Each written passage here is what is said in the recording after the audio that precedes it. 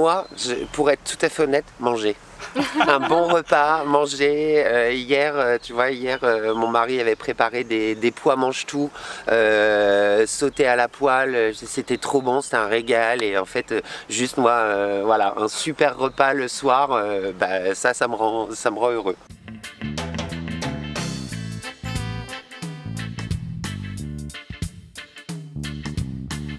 Marc, Cassandra, Boris, bonjour. Bonjour. Bonjour. Bonjour.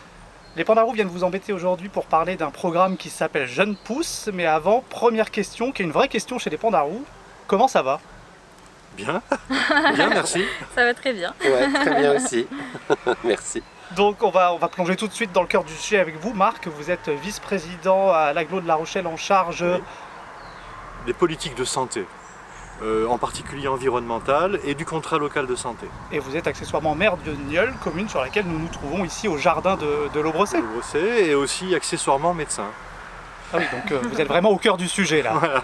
Et le sujet, c'est ce programme Jeunes Pousses dont je parlais en introduction. Est-ce que vous pouvez nous dire de quoi il s'agit? Qu'est-ce que c'est ce programme? Le programme Jeunes Pousses, en fait, c'est de sensibiliser les jeunes femmes, les femmes enceintes, à la nourriture saine, à une nourriture de qualité, tout simplement pour protéger bébé, parce qu'on sait que les 1000 premiers jours de la vie, donc dès la conception, sont les plus importants pour la santé future de l'enfant.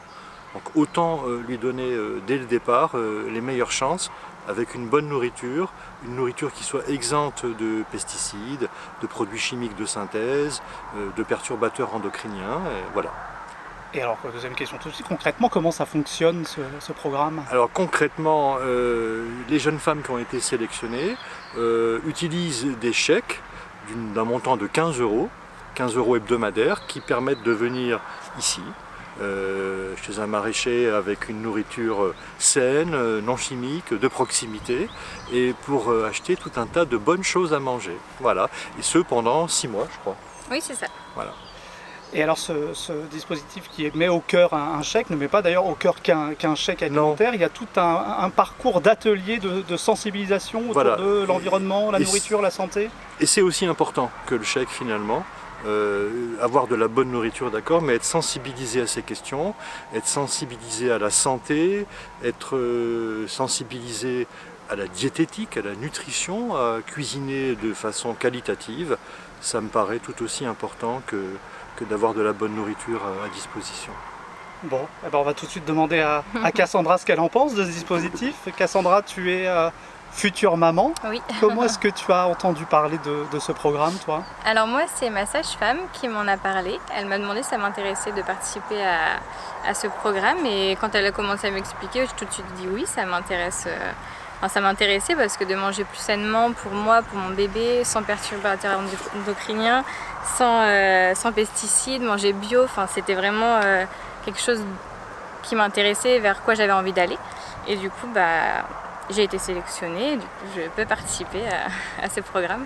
C'était quoi tes habitudes alimentaires jusqu'ici? Je mangeais des fruits et légumes, mais c'était pas forcément bio, c'était acheté en supermarché. Du coup, là, d'avoir l'opportunité de pouvoir aller chez un maraîcher qui fait du bio, qui fait sans perturbateurs endocriniens, sans pesticides, et c'est hyper bien et ça fait découvrir aussi beaucoup de choses.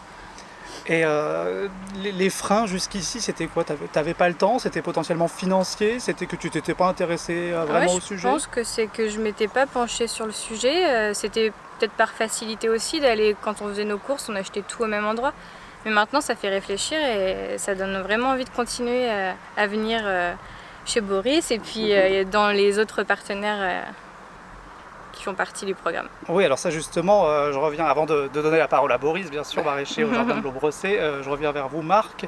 Il y a combien de partenaires on peut aller indifféremment chez un maraîcher? Pour moi, c'est Boris en priorité.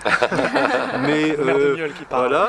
Mais je crois qu'il y a 5 ou 6 partenaires. C'est ça, il y en a Ouais, aussi, ça peut. Voilà, 6 partenaires, mais qui sont tous dans les mêmes normes qualitatives, c'est-à-dire qui produisent du bio et qui produisent localement. Voilà, ça c'est important aussi. C'est pas de la nourriture qu'on fait venir de loin. C'est une nourriture locale et saine. Voilà, ça c'est le principe de base.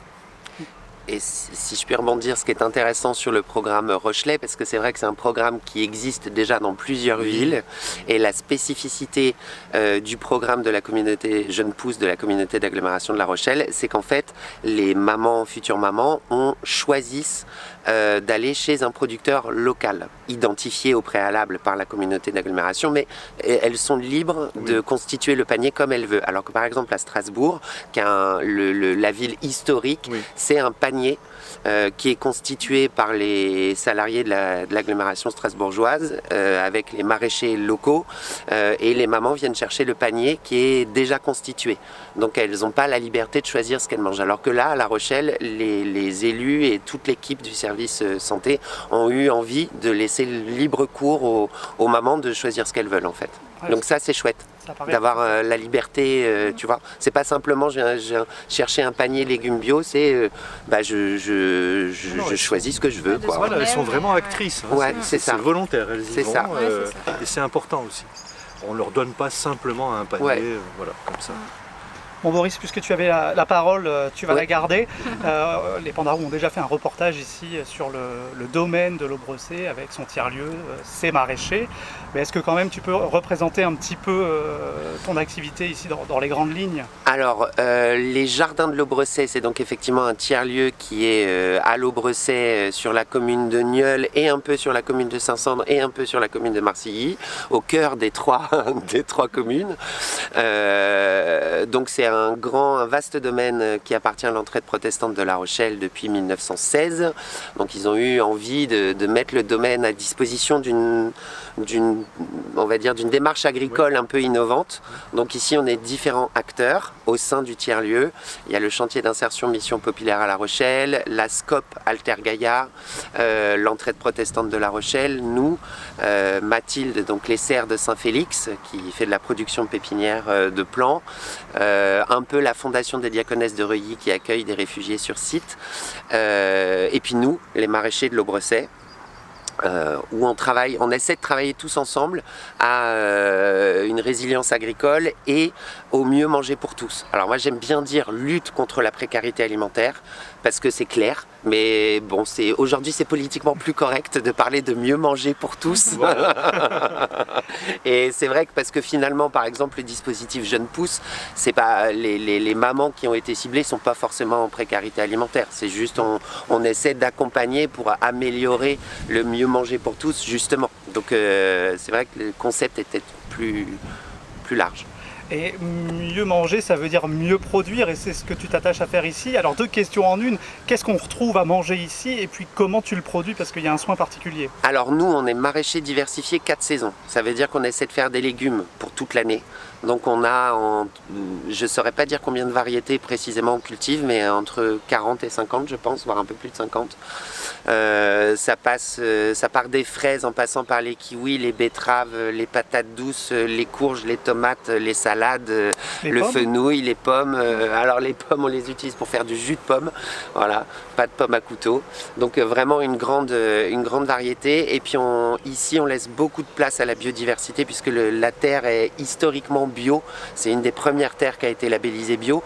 C'était le premier magasin Regain Biocoop était ici en fait. Et les légumes qui étaient vendus au magasin Regain étaient produits ici dans les années 70-80. Donc c'est historique, on se doit de maintenir le site qui est quand même très riche en biodiversité. Et voilà.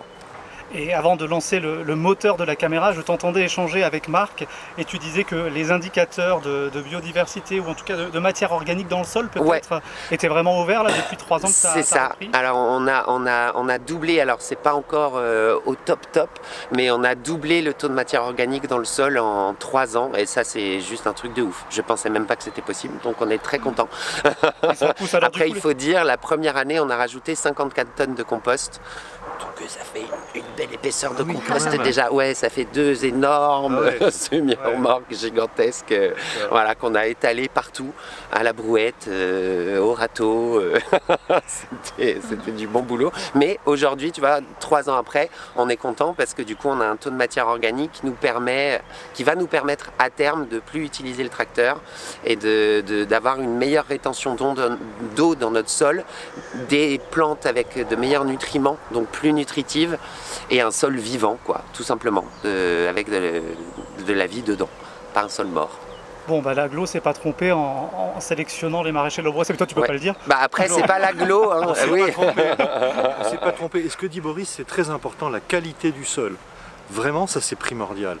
Et le fait que ce sol, cette terre soit bio depuis plusieurs décennies, c'est peut-être la meilleure garantie de la qualité de ce qui est produit aussi. Ici, avec la qualité du travail, bien sûr, l'attention qui y est portée. Mais une terre qui est saine depuis plusieurs décennies, c'est la meilleure garantie de la qualité des fruits et des légumes qui poussent dessus. Et Boris le disait, c'est aussi la garantie d'avoir des aliments qui sont nourrissants et Oui. en plus d'être sains, quoi, parce Voilà. qu'on n'a plus conscience de ça, c'est que les légumes qu'on mange dans les supermarchés sont plus tellement nourrissants. Non. Ils ont perdu leur qualité nutritive, alors que ici, ce qui est produit est nourrissant, effectivement. Et alors justement, allons-y sur ce panier. Cassandra, qu'est-ce que tu as découvert ici? Comment tu charges ton panier au jardin de l'Aubrosset? Eh ben, en fait, j'essaye de prendre un peu de tout pour que ce soit un peu varié. Des navets, d'ailleurs, qui sont très très bons. Des carottes, des épinards. Enfin, on essaye vraiment de varier des jus de pommes aussi qu'on a goûté qui sont très bons. Voilà, on essaye de varier au maximum. Un peu de chou rave. vous avez Chou-rave pris aussi, oui. ouais. Oui. Et la question qu'il y a derrière, c'est que quand on passe d'une alimentation industrielle à une alimentation plus à transformer soi-même, ce qui a été mon cas, hein, je ne jette pas la pierre, souvent on ne sait pas trop comment cuisiner les aliments, donc est-ce qu'il y a un accompagnement? Est-ce que Boris a fait des fiches recettes et il les partage? Est-ce que l'aglo a... En fait, Boris nous donnait nous donne quand on vient des petites idées recettes quand on a des questions, comment cuisiner ce légume qu'on ne connaît pas forcément en fait. Et en plus de ça, on a les ateliers cuisine qui sont hyper importants parce que Karine nous aide vraiment à cuisiner, à savoir comment cuisiner le légume. Qu'on n'a pas forcément l'habitude, qu'on ne connaît pas forcément parce qu'on achetait un peu toujours la même chose. Et du coup, c'est vraiment intéressant. Et puis si je me trompe pas, futur papa, il a un peu les mains Oui. dans la cuisine Oui, quand oui. même. Oui, parce qu'il a fait des études, il était au lycée hôtelier, donc il connaît, il a les bases. Donc, Ouais, c'est la nouvelle génération, tu sais. Ouais. et c'est vrai qu'il cuisine plus que moi. Les hommes font la cuisine maintenant. Exactement. À mon époque, c'était pas le cas, Voilà, mais c'est une ça très bonne change. chose. Voilà. Bon, et comme les jardins de l'Aubrosset ne sont pas réservés uniquement au programme Jeunes Pousses, une petite recette là à nous partager pour qu'on vienne acheter et cuisiner? Une petite recette. En fait, ce qu'on a découvert avec les ateliers cuisine, c'est des terrines végétales. Et en fait, c'était hyper intéressant de cuisiner ça parce qu'en fait, on a regroupé plusieurs légumes qu'on a cuits et ensuite mixés. Et parce que nous, femmes enceintes, on ne peut pas manger de pâté, de terrine. Donc du coup, c'était une bonne alternative de découvrir cette recette. Avec bien sûr des produits de chez Boris et d'un peu partout, des producteurs locaux. Bon, et maintenant que tu as mis les pieds ici, est-ce que tu penses qu'une fois que le programme sera terminé pour toi, c'est quelque chose que tu vas poursuivre, de venir chez les maraîchers en direct acheter tes légumes? C'est vraiment quelque chose qu'on a envie de continuer parce qu'on a pris l'habitude. Donc on essaye, on a testé les enfourneaux, l'Aubrosset. Et c'est vrai que là, c'est vraiment une initiative qu'on est en train de prendre et une habitude qu'on est en train de prendre pour le bébé. Et quand il va être là, on a envie de continuer à faire des petits pots, et avec des produits sains, on a envie de le nourrir correctement. Donc on aimerait continuer. Oui. Bon, et il est reconnaissant là Oui, bébé, il est reconnaissant. Il sent que la nourriture est bonne? Il bouge beaucoup, je pense qu'il aime bien, oui. Il valide. Bon, une dernière question pour toi, Cassandra, avant la question traditionnelle des pandarous. Est-ce que je l'ai perdu? Attends, il faut que ça... Heureusement, je fais des coupes et du montage. Ah oui, si, pardon. Au cours des ateliers là, auxquels tu as participé dans le cadre du programme, quelle est l'information comme ça que tu n'avais pas et qui t'a marqué durablement? Une information que j'avais pas, il y en avait Il y en avait plein, on a appris beaucoup de choses. Par exemple, l'atelier santé-environnement, on a appris les produits, que ce soit les produits d'entretien, les produits d'hygiène, il y a les produits pour nettoyer au quotidien. Et on a appris ce qui était bon, ce qui était moins bon, comment repérer les produits justement à éviter. Voilà, et puis il y a plein de choses en fait, je ne pourrais pas vous dire tout. Les biocides, tout ça. Et du coup, tous les ateliers en fait nous apprennent des choses et on retient, on note et on essaye de faire évoluer notre quotidien et d'enlever le maximum de produits nocifs en fait. C'est ça. Moi, je me souviens quand je me suis penché sur ces sujets, ce qui m'a marqué, c'est qu'en fait, notre environnement était vraiment pollué absolument partout. Oui, c'est ça. On baigne dedans. Malheureusement, c'est le problème. C'est-à-dire que on le sait déjà depuis un moment, depuis des années, mais on est seulement en train de réaliser maintenant que notre environnement est presque entièrement pollué. Et c'est ce que je m'évertue à dire, c'est que au moins 30 ou 40% des pathologies chroniques dont on souffre sont liées à notre environnement. Environnement au sens large, hein. Que ce soit air, le sol, l'eau, l'alimentation, nos pratiques quotidiennes. C'est vraiment quelque chose qui altère beaucoup notre santé. Donc cette démarche-là, elle fait aussi partie d'une démarche plus globale, environnementale, mais toujours dans un but de meilleure santé pour l'homme. C'est un peu la question que j'allais vous poser, Marc. Est-ce que ça pourrait s'élargir à quelque chose de l'ordre de, voilà, j'y vais fort, mais de la sécurité sociale, alimentaire Oui, tout à fait. D'ailleurs, c'est déjà le cas dans certains départements. Vous avez des départements en France, pas beaucoup, 2 ou 3, où la caisse primaire d'assurance maladie finance ces choses-là. Finance, c'est ce qu'on appelle ailleurs les ordonnances vertes, mais qui équivalent à ces paniers bio. Et je pense que l'assurance maladie serait très largement gagnante à participer au financement de ces actions, puisque quelque part derrière elle rembourserait moins de soins médicaux. Les coûts sont vertigineux. J'ai publié un article il n'y a pas très longtemps, on parle vraiment de milliards, voire de dizaines de milliards d'euros. Des dizaines de milliards, oui. Donc je pense que cette démarche, il faut la développer, mais c'est ce qu'on est en train de commencer à faire ici, sur le territoire de La Rochelle Agglo, avec ce qu'on appelle le projet alimentaire de territoire. Voilà, ça en fait partie. On ira voir Mathilde Roussel. Faut voir avec Mathilde, elle vous expliquera. Avant la dernière question, est-ce qu'il y a un message que vous voudriez faire passer? C'est pas contractuel, mais vous avez l'opportunité. Moi je dirais que, mais on vient de le dire, manger bio, manger sain, c'est bon pour la santé, tout simplement. Et, il le faut, c'est très important. Ouais, quand on peut le faire, parce qu'il y a quand même le sujet des finances qui est un vrai sujet. Quand on peut le faire. Mais je me demande si la différence est tellement importante finalement, je ne sais pas. Et parce que comme le disait Cassandra, souvent on va au supermarché par facilité. Par facilité. Je crois que le plus dur finalement c'est de faire l'effort. C'est ça, c'est de prendre l'habitude en fait. Et après une fois qu'on a l'habitude, c'est vraiment un automatisme et on se dit de toute façon c'est pour notre santé, donc on le fait et puis on aimerait vraiment continuer à le faire quoi. Et à garder cette habitude qui est hyper importante en fait. Alors venez les gens. Boris est sympa, il mord pas Boris. Non. Il est très gentil. Ça va à peu près, il est sympa. Pas tous les jours, mais il a ses jours. 5 jours sur 6, je suis sympa. Boris est très sympa. Et Après, sur le territoire du plan alimentaire de territoire, qui regroupe la communauté d'Agglo de La Rochelle, l'île de Ré et Aunis Atlantique. On est 3 EPCI. 3 EPCI, donc c'est quand même un vaste territoire. Nous ne sommes que 44 maraîchers sur ce territoire, pour une population d'à peu près 250 000 habitants, je crois. Ouais.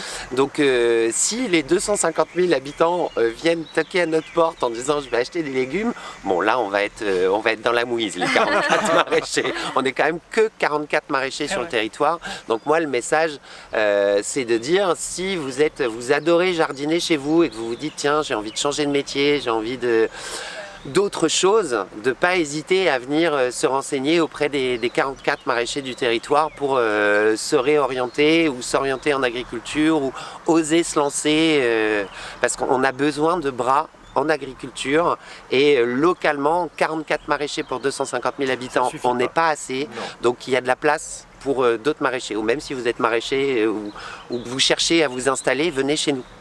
Il y aura de la clientèle en face. Et puis en plus, pour avoir l'ordre de grandeur, tu me disais 44 maraîchers pour 250 000 habitants. Je crois que tu me disais c'est 150 foyers, toi, que tu peux nous nourrir, on sert entre 130 et 150 foyers par semaine. Donc il y a de la place pour Voilà. tout le monde. La dernière question traditionnelle des Pandarous, Marc, Cassandra, Boris, qu'est-ce qui vous rend heureux, heureuse dans la vie? Ah bah moi, ce qui me rend heureuse, c'est ma famille, principalement. Tout simplement. Moi, ce qui me rend heureux, c'est d'améliorer le quotidien de mes concitoyens. C'est de voir que quelque part ça va mieux pour eux. Voilà. Ah oui. Et faites-moi confiance, en ce moment c'est difficile. Oui, c'est bientôt les élections municipales, Marc, c'est ça? En mars 2026. Non mais on est tous là pour la même chose. Je veux dire, tous les maires, pour faire ça, il faut penser ça. Sinon, c'est pas la peine. Non, on est vraiment là pour faire en sorte que la vie quotidienne des gens soit meilleure. Et si elle est un peu meilleure, bon, on est content. Voilà. Moi, pour être tout à fait honnête, manger. Un bon repas, manger. Hier, tu vois, mon mari avait préparé des pois mange-tout sautés à la poêle. C'était trop bon, c'était un régal. Et en fait, juste moi, voilà, un super repas le soir, ça me rend heureux. En famille, avec des copains, ou même Ouais, tout seul, ou même juste en tête à tête avec mon mari après une bonne journée de boulot, un bon repas. Un bon voilà. repas. Ouais, ça me rend heureux. Ouais. Bon. Voilà. Eh ben super, merci beaucoup à tous les trois. Merci. Merci. Merci. Au revoir. Au revoir.